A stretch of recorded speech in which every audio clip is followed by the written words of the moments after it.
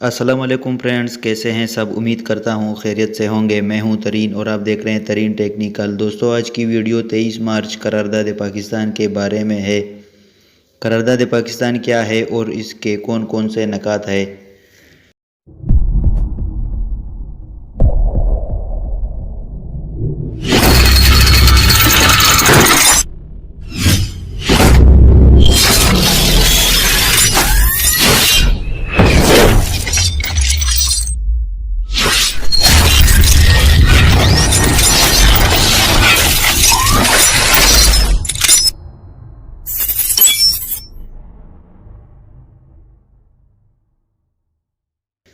تو دوستو، ویڈیو شروع کرنے سے پہلے اگر آپ میرے چینل ترین ٹیکنیکل پر نئے ہیں تو چینل کو سبسکرائب کریں اور بیل آئیکن پر کلک کریں تاکہ ٹیکنالوجی سے ریلیٹڈ ویڈیو آپ تک پہنچ سکے۔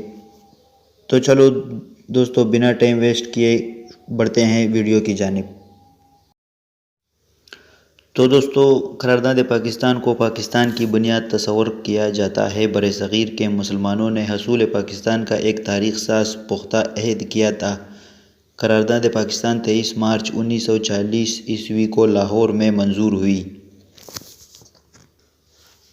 پاکستان کا پس منظر یا back ground of Pakistan resolution 1937 سے 1939 میں کانگریسی وزارتوں کے ظلم و ستم اور ہندوؤں کا راج عملی مظاہرے نے برصغیر کے مسلمانوں کی آنکھیں کھول دی تھیں۔ برصغیر کے مسلمانوں نے 23 مارچ 1940 کو ایک علیحدہ ملک حاصل کرنے کے لیے قرارداد لاہور کے نام سے ایک قرارداد پاس کی جسے قرارداد پاکستان کہتے ہیں۔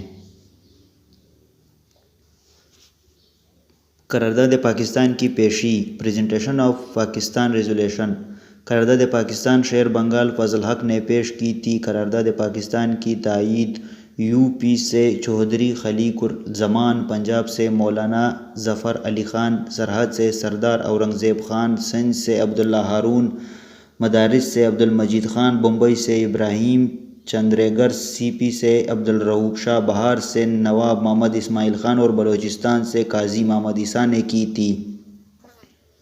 قرارداد پاکستان کے 3 نکات ہیں۔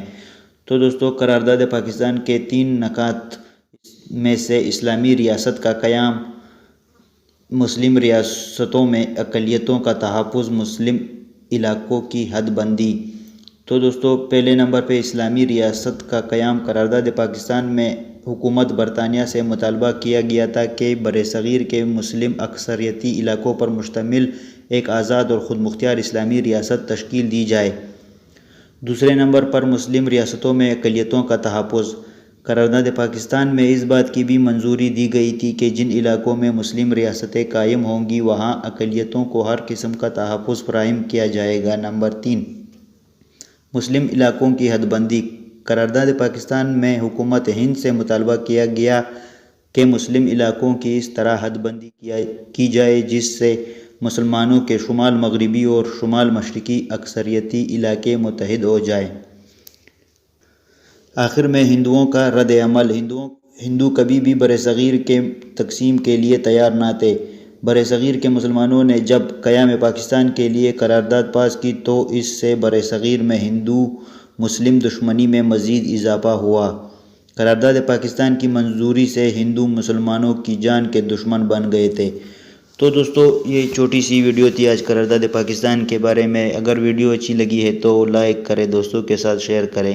ملتے ہیں نیکسٹ ویڈیو میں، تب تک کے لیے اللہ حافظ۔